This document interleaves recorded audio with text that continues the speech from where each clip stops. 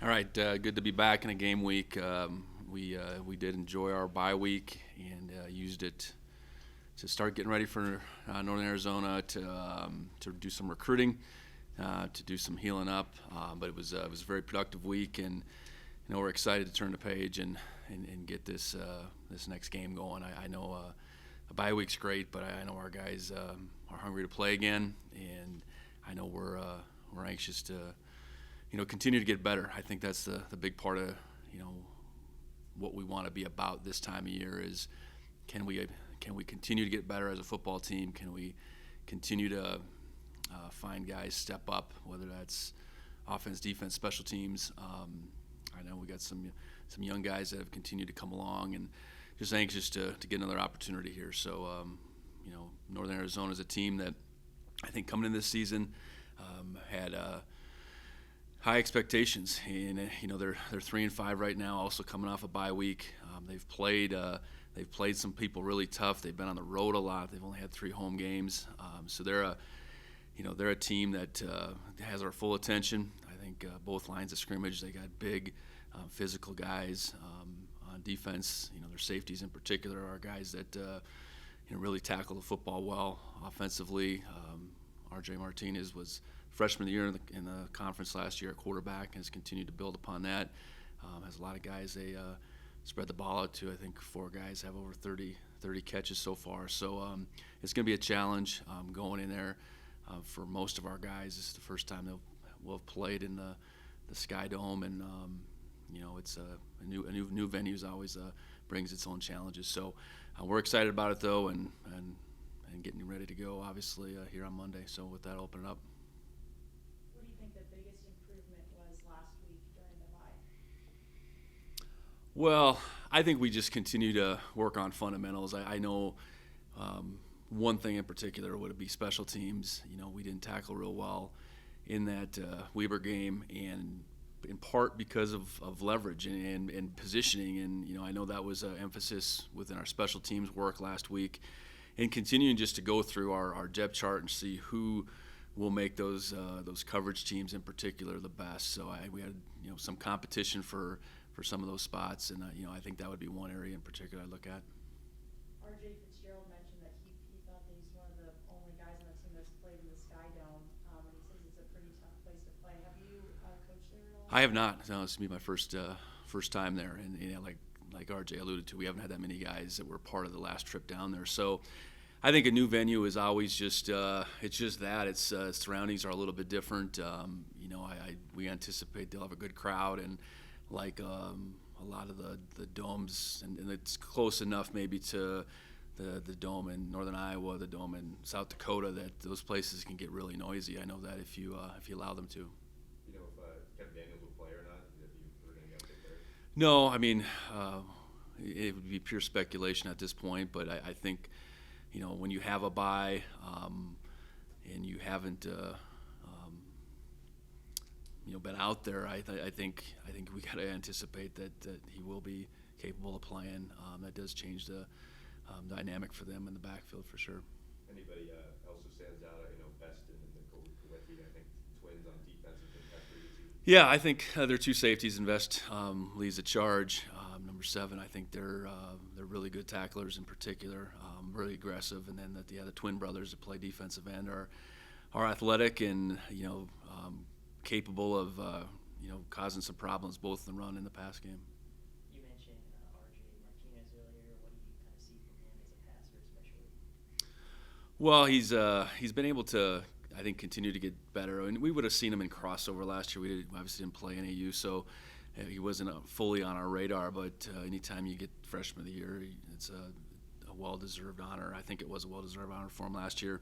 I think he's capable of making all the throws. I think he's accurate. I think he's athletic enough to extend plays, and athletic enough to make some plays with his feet if he chooses to pull it down. So a well-rounded quarterback that while he's young, he does have a considerable amount of experience just in these 2 years. So he's certainly what drives them, I think, offensively.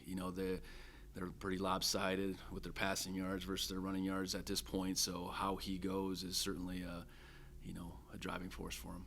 They like to spread the ball around a lot on offense. I guess what challenges does that provide to you guys coaching-wise? Well, I think anytime targets are spread out, it just it puts you in a situation defensively where you got to defend the whole field. You can't lean your coverage maybe to one particular guy, and that's okay. I think that's typical of our league. I don't know that at this point we've seen one team with one guy kind of that you really have to be fully concerned with. So I think it does force you, like I said, to defend everything, defend all areas. And for us, the big thing with our secondary is keeping the ball in front of us. And if the ball does get spread out, that's okay. If that means they're having to check it down and we can tackle the football, that's what we're all about. A couple notable changes on the depth chart. I'm curious if you had anything to say about those. Yeah, I think first off, Rylan Ort is clear to go, and that's great news. I know this extended longer than we wanted it to, and Rylan's been ready to go for quite some time. So, as we've talked about before, Rylan was our starter out of spring. It doesn't discredit Reddy and Kendrick who have played in front of him, but we feel that Rylan will allow our defense to take a step forward. He's very anxious to get out there, so I know we're really excited for him. I know offensively, Coy Steele is back. And how much Coy will be able to get out there and rep, I'm not exactly sure, but he has been practicing, going on about 3-4 weeks now. He'll certainly have a presence, and we'll get him out there on offense. I know he'll be out there on special teams as well. So, I think those two are the most notable returns. I know offensively, looking at the quarterback position, I think Sean's still a work in progress, but kept him at that 2 spot with the anticipation that it's an opportunity that he can play, if I can spit that word out. But no, I think Cole Sane, that's the other one too. I'm trying to just think about it to change. Cole Sane will be back, and he'll definitely be ready to go. Last week he was emergency at best, and this week he'll be ready to go. And then Lane wasn't listed. Yeah, Lane's going to be out. That's right. It's been a while since we've met. Yeah, Lane did suffer an injury late in that game. Week-to-week deal with him, and he limped off pretty. I don't know, it was pretty brave for him to limp off like he did at the end of that game. But yeah, he's gonna be out for at least this week, and we'll see where we're at with him next week. And then, sorry, one more. Taco in the H spot, not Cleveland. Yeah, I'm not going to comment any further on Cleveland's situation right now. I know that's something that we're working through, and when it's resolved, we'll deal with it. Is Jahari close, or where's he at? I don't know that he's close. I think he's closer. He's out there running around. He's not. So at least he's made that step. Does that mean he's 2 weeks away? Is he 3 weeks away? I think that would be the best case scenario with him. I know we anticipate getting him back, and he's just at the beginning stages of being able to get out there and just run. And a big part of what we'll ultimately want to ask him to do is play special teams and cover, and so that's a pretty big hurdle he has to cross still yet, but I trust that he will. How would you say that position, fullback and then tight ends, how integral they've been to the offense, especially rushing so far? Well, I think the combination of Derek Trayton and then RJ, have played a bulk of the reps.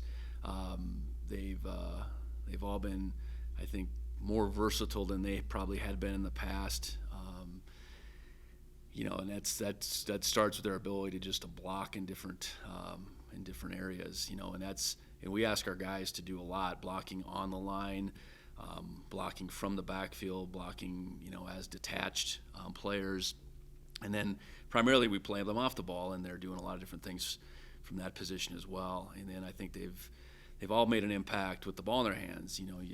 I think both Derek and Trayton's numbers are up, and then RJ's been able to take on a little further role, being a guy that can put the ball in the end zone. So I've been very pleased with those three, and we're going to continue to need that versatility out of that group as we move forward. Have the fans gotten off your back about throwing in the tight ends? Yeah, I don't hear it too often anymore. No, and I get it. I mean, I think it's an offense that doesn't utilize their tight ends is not one we want to be like, And I think we got guys that really deserve the opportunity to get the football and create matchup issues, and they're all unique in their own right. So, we need to continue to get them the football. I know you talked about it a little bit in the past, but what has Kenny kind of brought to that DN rotation? Well, I think more and more he's on the field. I guess that's the first thing, and that's what we needed. We needed, to be able to play four ends, and not only is he playing end, he's playing inside on third downs, and he's a guy that's very explosive. So as a pass rusher, I think he brings something to the table that they got to contend with him. He's not just some guy out there. So, he's continued to get more and more consistent, and that's allowed him to be on the field more and more. And I think he got pressed into extended duty against Northern Colorado with Brody going down, and I think sometimes that battlefield promotion, you got to go out there and play, is the best thing for a guy to kind of continue to build his confidence, and then lend to that consistency that maybe wasn't there at the beginning of the year. So I think as we get into the latter part of this season, he's an added weapon on that defensive front, way more than he was at the beginning of the year. I think NAU I think they're number one in sacks given up, or few sacks given up in the conference. Is that a lot of RJ's, Martinez's scramble ability, the offensive line, a mixture of both? Well, I think they got a big offensive line. I think that does protect pretty well. As much as they've thrown, I think it's a credit to them, but it's also, I think it's a reflection of him getting the ball out quick too. I think it's probably all of those things. And like any game, we have to find a way to put pressure on the quarterback. We hope to make them one-dimensional, and if we can do that, then then it's playing to our advantage. But they have done a good job of protecting him, and he does a good job of getting the ball out. Coulter, you're up.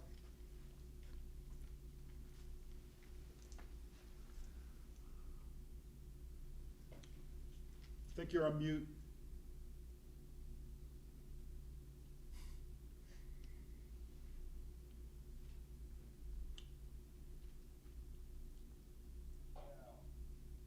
Always forget I have to wear headphones on this thing. Okay, there we go. Coach, you talked about getting better all year long. How does that continue in the last month of the season?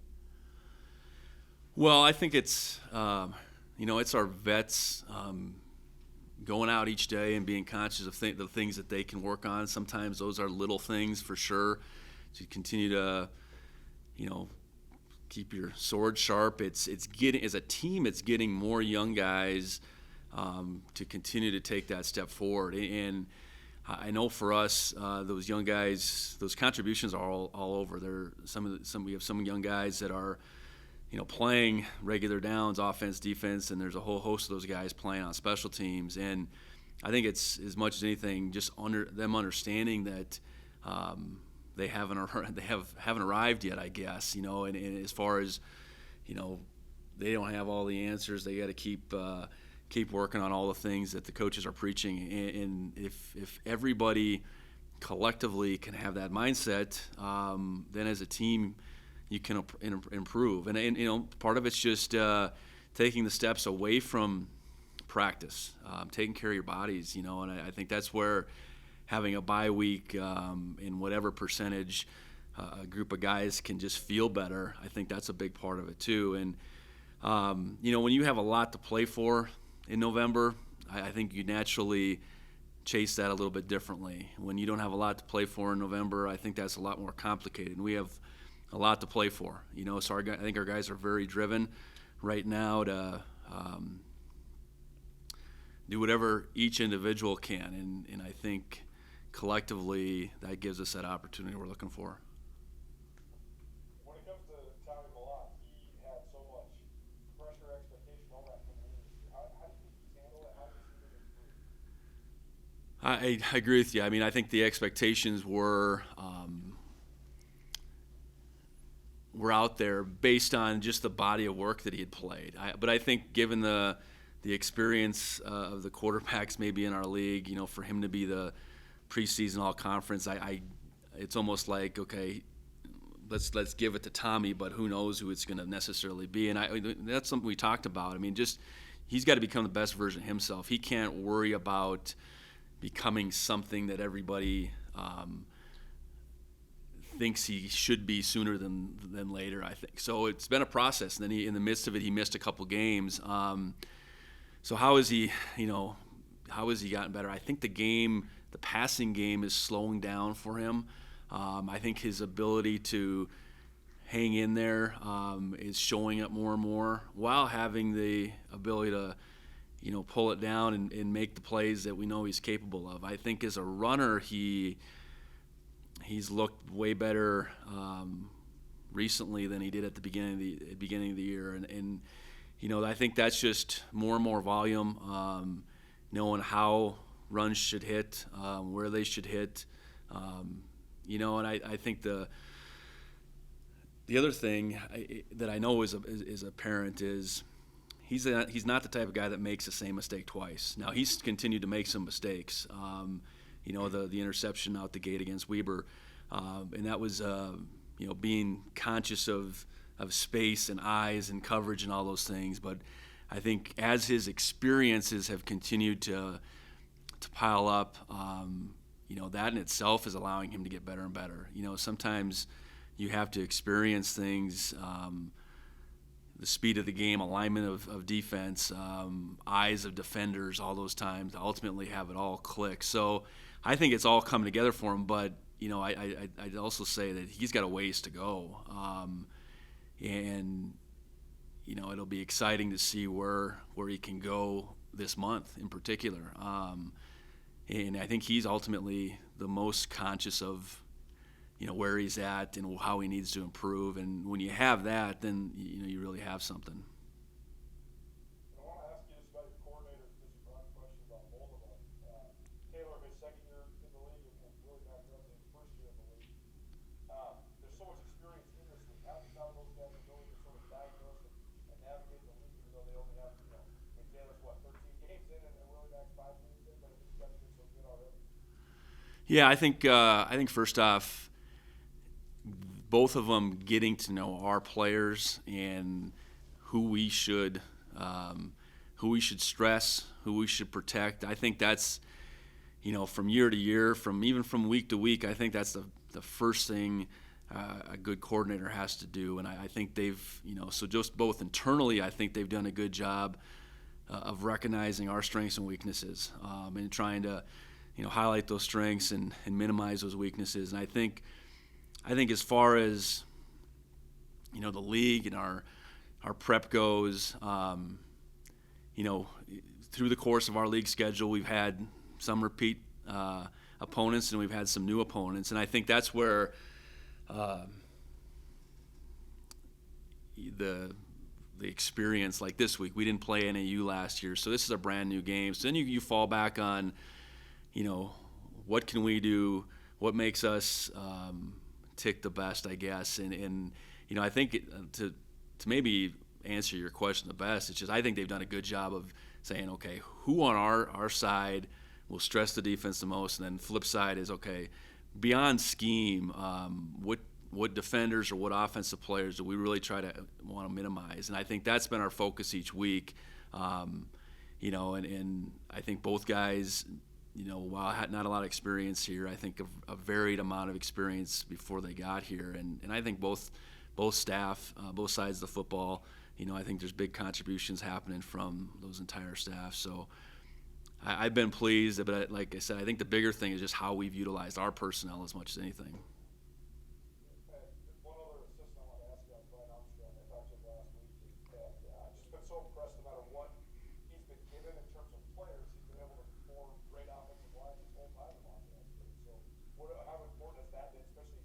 he has such a teaching way of being, how much of his education background helps, especially with the young guys? Yeah, I think being in that position, the offensive line position, and I think you have to be a good teacher first and foremost. You have to have a level of patience, but you better have a level of expectation too. And I think Brian's got all that. I think he's flexible too. I think you can't be. This is the only way we can do it. And I know just in his time here, a lot of different schemes, a lot of different guys calling the plays. I know he was calling the plays for a stretch. And you know, you have to be able to adapt, and you adapt because first of all, you're willing to, but then you have the experience to see a few different ways to do things. And I know the makeup of this year's offensive line is more athletic. So okay, what do we need to do to highlight that athleticism? And I think, you know, collectively our offensive staff has done a really good job of highlighting their strengths, and I think Brian in particular has, you know, allowed those guys to grow while being a pretty young group, a group with not that much experience. So really appreciate how he's attacked this year. I think there was a lot of people questioning how that group would do, but, you know, I think offensively our success has definitely started with them. And last thing for me, I talked to Tyrell Thomas this morning, and he was saying that you know, he doesn't really know how his life would have gone if he wouldn't have come to Montana State, and just how happy he is that he did. So that must mean a lot for the coach. The fact that, you know, the experience, no matter how it goes, and he's been hurt lately and all that, I get it, but it seems as if the holistic experience is so beneficial for the guys. That must make you happy, make you proud to be at Montana State. Yeah, and it takes a while for guys to figure that out sometimes, what it truly is about. And I think this year, more so for Tyrell, and, you know, let's just talk about him, has shined a light on what's really important. You know, the games you play, the stats you put up, all that stuff. I think when you're young, that's what you think it's going to be all about. But when it's beginning to come to an end, you realize it's certainly about the degree you're walking away with. I'm sure when you come from different parts of the country and you know, what's Montana, what's Bozeman going to mean to you, I'm sure you don't have any idea when you step on campus. And then I think you reflect back on the older you get, and he's 5 years removed, you know, what are some of your buddies doing? What are they up to? You know, and here he is, like I said, a degree. He's in a place where, you know, the support our guys are given is amazing, and that's here at the university. You know, it's within all their majors. It's within the community, and I think, you know, that really sorts itself out by the tail end, and you know, you want your guys to, you know, appreciate how they've changed, you know, from point A to point B, and then more than anything, you want them prepared to make an impact, you know, when they step out into the real world, I guess, and that's probably what, you know, is the most gratifying thing. You know, it is. I shouldn't say probably, it is, and then you go 5-10 years down the road, and, you know, guys are husbands and fathers and successful in their careers. I think that is a coach. There's no statistics to that, but ultimately that's what's most important and should be. And I think if you have guys that are having that experience while they're going through your football program, it is going to flip around. That's going to help you win football games too. I think it all works together, and you know. Tyrell has had challenges staying on the field, not only in my time here, before that.